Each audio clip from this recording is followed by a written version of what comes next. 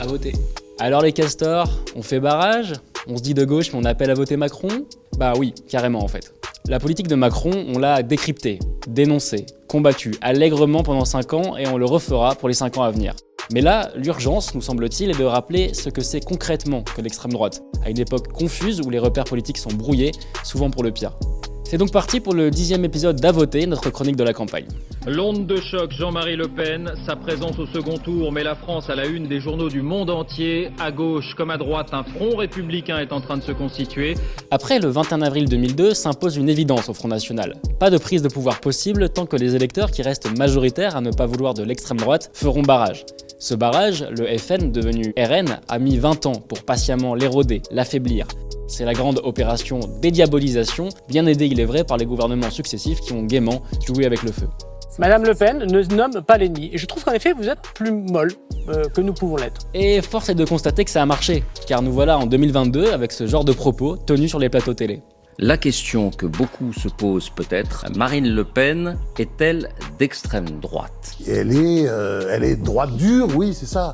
D'extrême droite, je dirais pas ça, non. Donc selon cette définition-là, Marine Le Pen et le Rassemblement national, en participant aux élections de manière démocratique, ne sont pas d'extrême droite. Bah évidemment, ça me paraît évident. Pendant ce temps, à gauche, on hésite devant le barrage, qui allait de soi il y a peu. Ces hésitations, on les comprend, vu les 5 années écoulées, la violence sociale qui s'est abattue sur les précaires, les étudiants, les profs, la santé, les cheminots, les quartiers populaires, les gilets jaunes. Croyez-moi, on en a tartiné des pages là-dessus. Mais de là, un argument ressort souvent.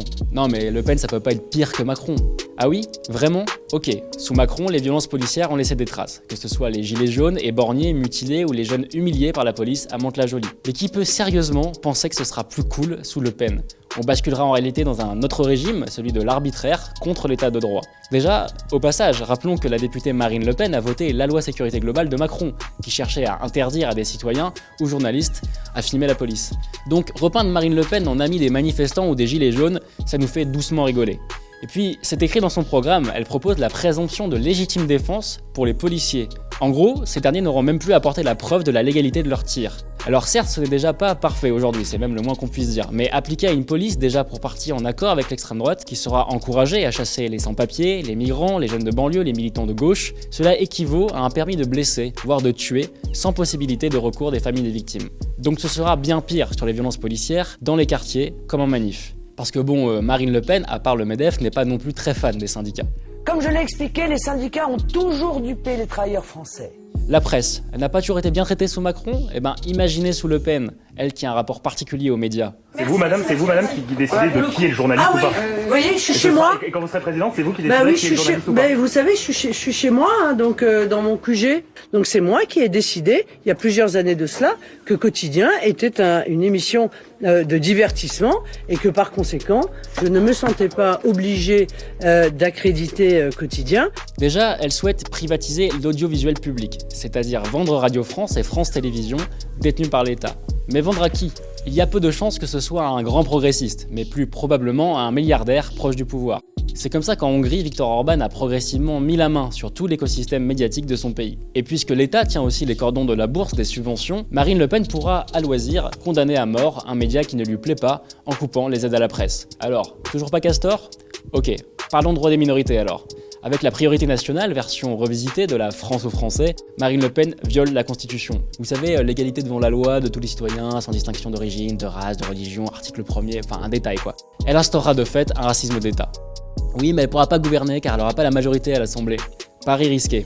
Passons sur le fait que depuis que les législatives suivent la présidentielle, le président élu a toujours obtenu la majorité à l'Assemblée.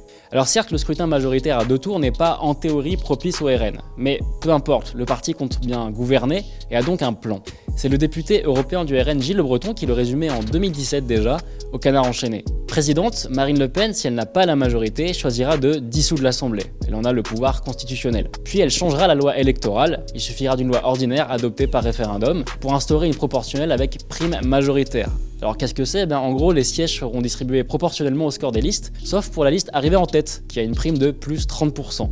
Il suffit donc à la liste arrivée en tête, au hasard, celle du RN, de faire 20% pour avoir la majorité. Vous l'avez compris, dans le meilleur des cas, Marine Le Pen disposera d'une majorité avant la fin de l'année.